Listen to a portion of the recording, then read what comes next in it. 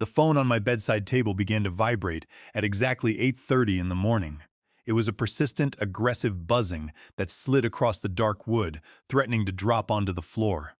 I did not move to pick it up. Instead, I stood by the kitchen window, watching my wife Sarah pour apple juice for our daughter Lily, while our son Toby tried to convince her that his science project on solar system models deserved a larger allowance. The screen of the phone lit up with the name Nolan Barrett, my director at Vertex Solutions. Underneath the name, the small notification showed 17 missed calls, 12 voicemails, and 34 urgent text messages, all accumulated since the clock struck midnight.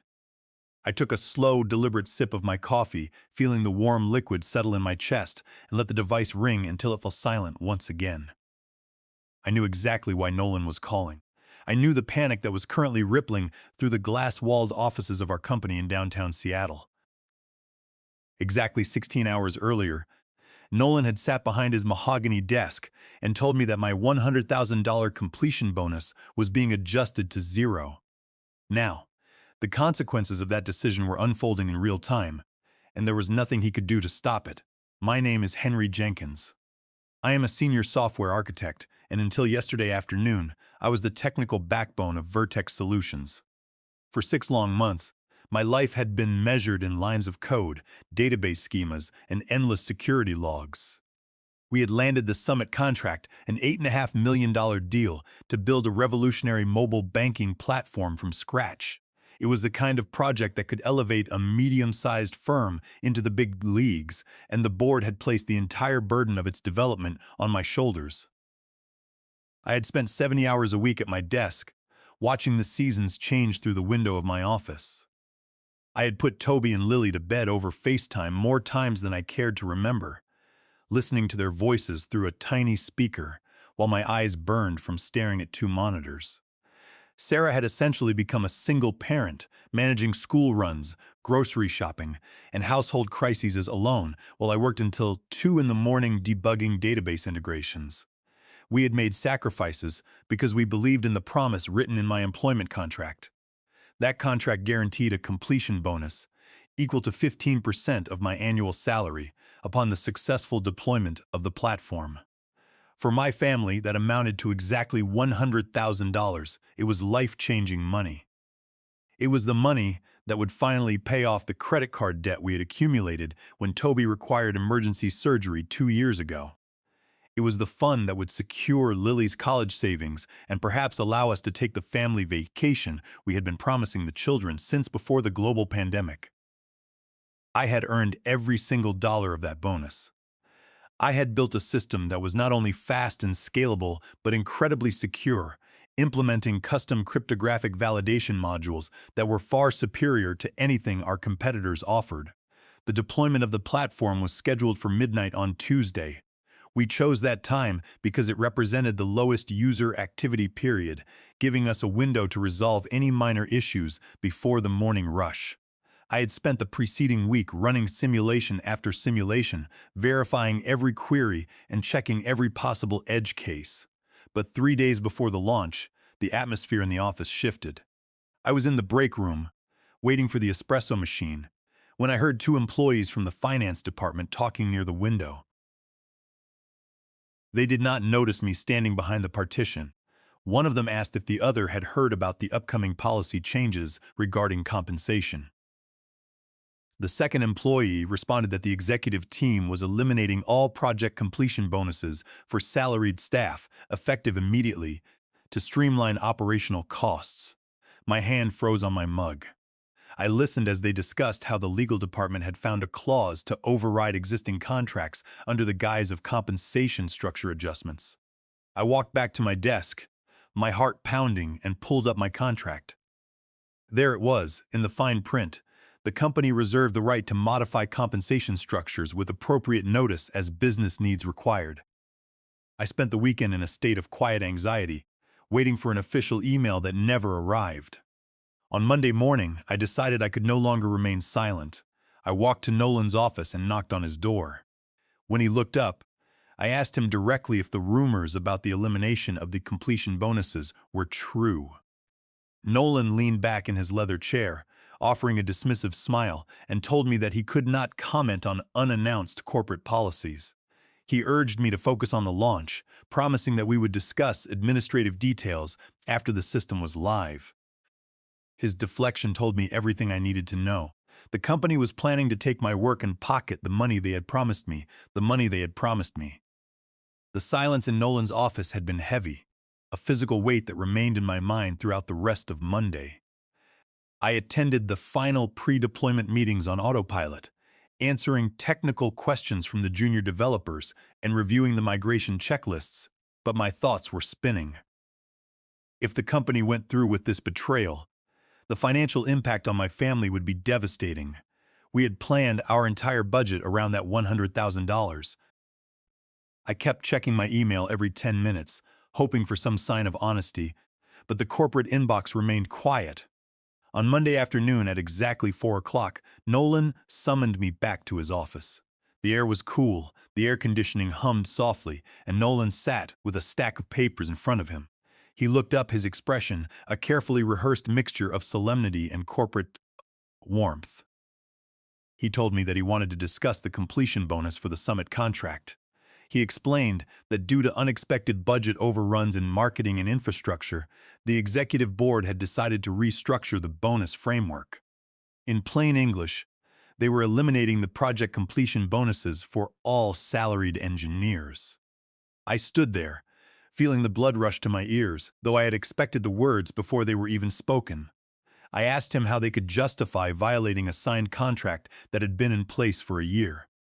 Nolan sighed, sliding a document across the table. It was a contract writer, written in dense legal terminology, which officially updated the compensation terms to remove the bonus clause. He told me that my regular salary was already generous and that delivering projects on time was simply part of the duties I was paid to perform. He argued that the bonus was an outdated policy that created resentment among other departments.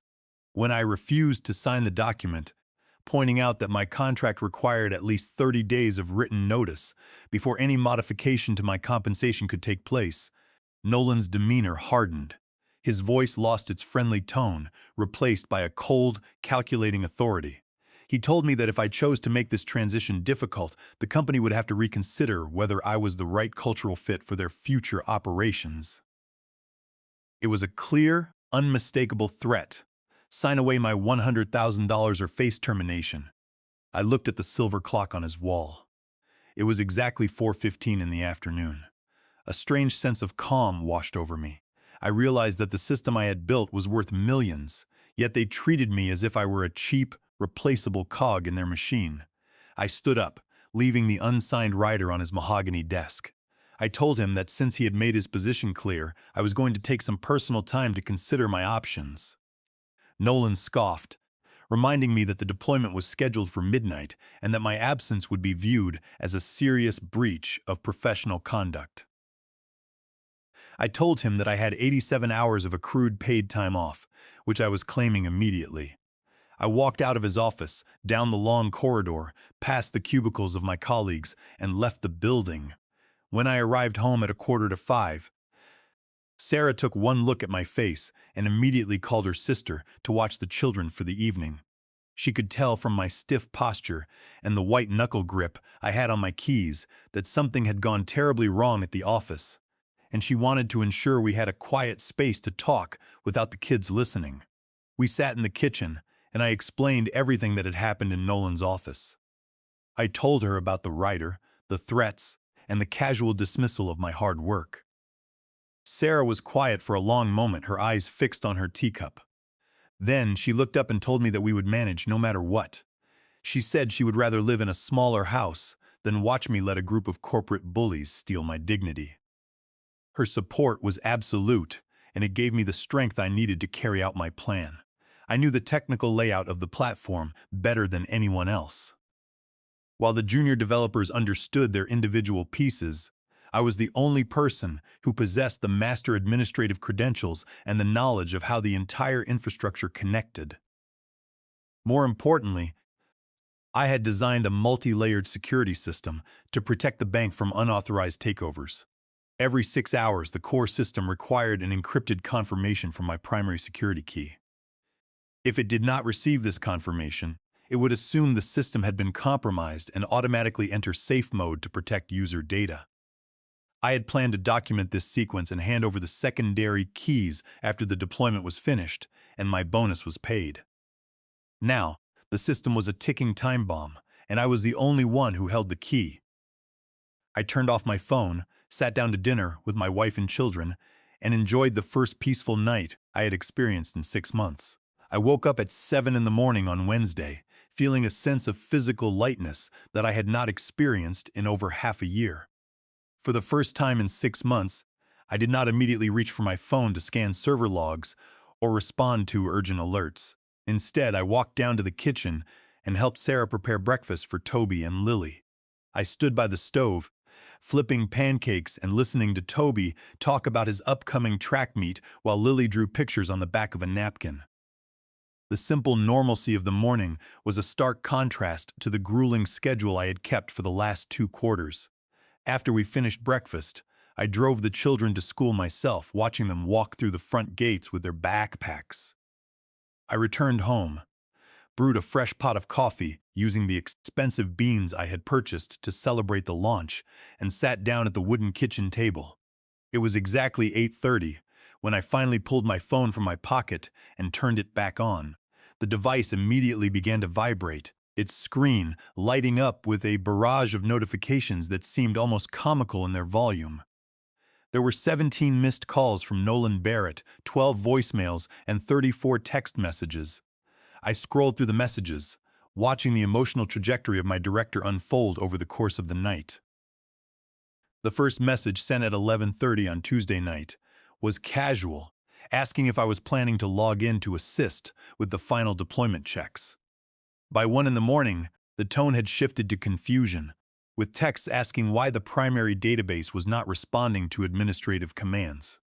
By 3 in the morning, the messages were entirely capital letters, demanding my immediate presence on the emergency conference line. The final text, sent at 6 in the morning, simply read, "Nolan was screaming that the system had collapsed and that my career was over if I did not respond." I took a slow, deliberate sip of my coffee and dialed Nolan's direct line. He picked up on the very first ring, his voice cracking with a mixture of raw fury and naked panic. He did not say hello. Instead, he began to shout, asking where the hell I was and demanding the master administrative passwords to the database. I could hear the chaotic noise of the office in the background, the constant ringing of telephones, and the muffled voices of junior developers arguing over server configurations. I responded in a calm, measured tone, stating that I was currently on approved, paid time off and that my vacation had officially begun the previous afternoon. Nolan screamed that the entire platform was down, that 200,000 users were locked out of their accounts, and that the company was losing $70,000 for every hour the system remained offline. He accused me of deliberate sabotage and threatened to have me arrested for destroying company property. I explained to him, with professional patience, that the system was not broken. It was functioning exactly as it was designed to protect client information. I reminded him that I had implemented the Sentinel Security Protocol, a multi-layered verification system that required a cryptographic confirmation from my primary administrator key every 6 hours. Without that confirmation, the platform automatically entered a protective safe mode to prevent unauthorized data extraction. The junior developers had tried to bypass this by force rebooting the primary servers, but that action had only triggered a secondary database lockdown, encrypting the transaction tables until the master key was applied. I told him that I had intended to document the override procedure and hand over the secondary credentials after the deployment was completed and my bonus was paid. But since my bonus had been eliminated, those tasks had been removed from my priorities. Nolan tried to bluff. He told me that the company had already resolved the legal issue, claiming that their digital records showed I had electronically signed the contract writer at 4:30 on Monday afternoon, thereby waiving my right to the completion bonus. I took another sip of my coffee, feeling a cold wave of anger wash over me, though I kept my voice perfectly flat. I told Nolan that I had anticipated this move and had accessed the secure security logs from my personal computer. The logs showed that the document had been signed using a director-level administrative override code, originating from the IP address of Nolan's personal desktop computer at a time when I was already driving home on the interstate. I pointed out that forging an electronic signature on a legal compensation document was a felony under state law, specifically citing California Penal Code, Section 470, which would make the entire agreement void from the beginning. I told him that my attorney was already drafting a complaint for fraud and breach of contract. The line went completely silent, the shouting in the background suddenly fading as Nolan realized the gravity of his situation. He asked in a quiet, defeated voice what I wanted. I told him that I would only discuss terms with the chief executive officer, George Vance, and hung up the phone. The phone did not ring again for nearly 2 hours. I used the time to sit on the back porch, watching the morning fog lift from the yard and listening to the birds in the maple trees. I felt a sense of peace that had been absent from my life for years. At 11 o'clock, my phone began to vibrate again. This time, the caller identification displayed the name of George Vance, the chief executive officer of Vertex Solutions. I answered on the third ring, keeping my tone polite but distant. George did not scream like Nolan had. He spoke with the smooth, calculated authority of a corporate leader accustomed to managing high-stakes crises. He told me that he was calling to resolve the situation and asked if we could discuss the matter reasonably. I agreed, stating that I was always willing to have a professional conversation. George began by explaining the immense damage the company was suffering. He stated that the downtime had already breached the service-level agreements of the Summit contract, and the client was threatening to pull their $8.5 million investment. Furthermore, he explained that the contract contained a penalty clause requiring Vertex Solutions to pay 10% of the total contract value for every day the application remained non-functional. He told me that my refusal to cooperate was endangering the livelihoods of all our colleagues, and that the company's financial survival was on the line. He suggested that holding the system database hostage would destroy my professional reputation in the software industry, ensuring that no technology firm would ever hire me again. He pleaded with me to think about my career and the years of dedication I had invested in the company. I listened quietly to his long speech, then told him that I had not taken anything or compromised the code. The system was running the exact software that had been thoroughly tested and approved by the quality assurance team. The security failsafe was a standard industry protocol designed to protect sensitive financial records from unauthorized access. I pointed out that the current crisis was the direct result of Nolan's decision to unilaterally eliminate my contracted compensation and attempt to force a fraudulent contract writer upon me right before deployment. I explained that I was simply taking my legally accrued, paid time off, and I had no obligation to work during my approved vacation. I then brought my employment attorney, Julia Crawford, onto the conference call. Julia had spent the morning reviewing my original contract, the proposed rider, and the system access logs I had forwarded to her office. Her voice was sharp, confident, and professional as she took control of the negotiation. She informed George that we possessed irrefutable digital evidence that Nolan Barrett had accessed the human resources database using his administrative credentials and forged my electronic signature on the contract rider. She cited California Penal Code Section 470, explaining that this act of forgery was a serious criminal offense that rendered the rider void from the beginning. Furthermore, Julia explained that the custom cryptographic validation modules used in the Summit platform had been developed under my personal pre-employment patent filings, which I had licensed to Vertex Solutions contingent upon the timely payment of my completion bonus. She cited the Federal Copyright Act under Title 17, Section 106 of the United States Code, stating that deploying my proprietary code without fulfilling the financial terms of the license constituted willful copyright infringement. She pointed out that if the company attempted to run the platform without my master key, they would be using my intellectual property illegally, exposing Vertex Solutions to statutory damages of up to $150,000 per infraction, in addition to federal lawsuits. George was silent on the other end of the line, the sound of his breathing heavy through the speaker. Julia added that we were prepared to file a formal complaint with the state prosecutor and the federal district court by the end of the afternoon if a resolution was not reached. She stated that the company's reputation would not survive a public lawsuit involving executive fraud, forgery, and copyright theft, especially with an $8.5 million client watching their every move. George sighed, his corporate confidence evaporating. He asked what terms would be required to settle the dispute and restore the system immediately. Julia laid out our demands clearly. The company must pay the full $100,000 completion bonus, increase my base salary by 20% for the next fiscal year, and include a strict non-retaliation clause in a new contract. She also demanded that the agreement include a mutual non-disparagement clause and a severance package equal to 3 times my annual salary if I were terminated for any reason within the next 18 months. Finally, she insisted that the document be signed by George himself and notarized by the company's legal counsel. George attempted to negotiate, asking if they could pay the bonus in installments or defer the salary increase, but Julia was unyielding. She told him that every minute he spent negotiating cost the company over $1,000 in downtime, whereas our terms were fixed. George paused for a long moment, then stated that he would have the legal team draft the document and send it to us within the hour. The digital copy of the agreement arrived in my inbox at 11:45, 15 minutes ahead of the deadline. I forwarded the document to Julia, who reviewed every clause to ensure there were no hidden loopholes or escape hatches for the company. She called me back 20 minutes later, her voice filled with professional satisfaction.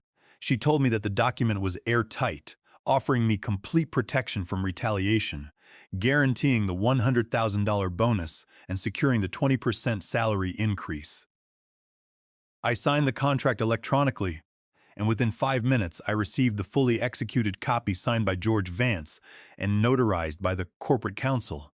Once the paperwork was finalized, I opened my laptop and sent a secure, password-protected document to the engineering team. It contained the cryptographic override sequence and the master administrative access codes required to unlock the platform. I called Nolan and told him that the codes had been sent, adding that I would see him on Monday morning when my paid time off concluded. He did not say a word, simply hanging up the phone.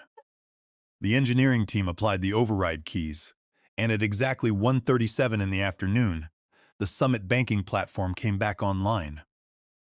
The system had been offline for 14 hours and 50 minutes. During that time, the company had suffered a significant blow to its reputation, losing approximately $1,200,000 in transaction fees, client credits, and legal consultation costs. Their stock price had dipped, and they had been forced to issue public apologies to their users. However, the platform was functional, and my family's financial future was secure. When I walked back into the office on Monday morning, the atmosphere was quiet. Many of my colleagues offered tight smiles and respectful nods, while others avoided my gaze entirely. I had become both a legend and a cautionary tale within the company. Nolan Barrett avoided me completely, refusing to make eye contact in the corridors and sending all project updates through email.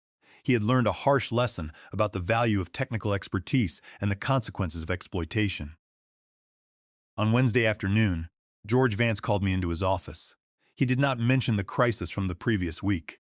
Instead, he told me that the incident had revealed a dangerous lack of structure within our technical operations, showing that the company was too dependent on single points of failure. He explained that they were restructuring the technology department and offered me a promotion to vice president of engineering. The position came with a substantial salary increase, an equity package, and a seat at the executive table. I accepted the promotion, but only after negotiating terms that guaranteed a healthy work-life balance for myself and my team. I insisted on 40-hour work weeks, remote work options 3 days a week, and the creation of an assistant vice president position. My first act as vice president was to implement a comprehensive documentation protocol to ensure that no single engineer ever held exclusive control over critical systems again.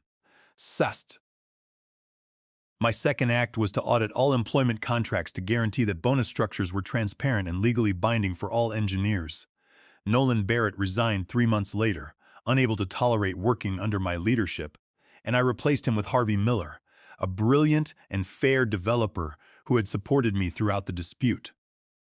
Under our new management, the department's morale reached an all-time high, and we delivered our next major contract ahead of schedule and under budget. At home, the difference was night and day. On the Wednesday evening after my promotion was finalized, I came home early carrying a large box of fresh pastries from the bakery down the street. We sat around the kitchen table, and I shared the news with Sarah, Toby, and Lily. The feeling of financial relief was immense, knowing that Toby's medical expenses were completely covered and that our savings were secure. I was finally present for family dinners, able to listen to my children and support my wife without the constant shadow of unfinished work hanging over me. A year after the deployment crisis, I was invited to speak at the Pacific Northwest Technology Leadership Summit. I stood on the stage in front of 300 engineering managers and software developers and told them the entire story. I spoke about the importance of understanding your market value, establishing clear boundaries, and protecting your intellectual property. I told them that corporate executives will always try to test your limits, and it is your responsibility to prove that their assumptions are wrong. The applause was overwhelming. Afterward, a young developer came up to me and asked if she should take the same risks. I told her that it was not about taking unnecessary risks, but about understanding the math of leverage. I explained that once you know what you are worth, you can make decisions based on strength rather than fear. Looking back on the experience, I have no regrets. I spent years being the accommodating employee, sacrificing my family life for the company's benefit, only to realize that they would take everything I had to offer without giving anything in return. I learned that respect in the corporate world is not earned by compliance. It is demanded by knowing your worth and protecting your leverage. Today, my relationship with my family is stronger than ever. I make it to Toby's track meets and Lily's recitals, and we have dinner together 5 nights a week. I am no longer just a coder who works until midnight. I am a father, a husband, and a leader who knows exactly what he is worth. Sometimes, the most professional thing you can do is refuse to play by their rules, because when you stand up for yourself, you pave the way for everyone else to do the same.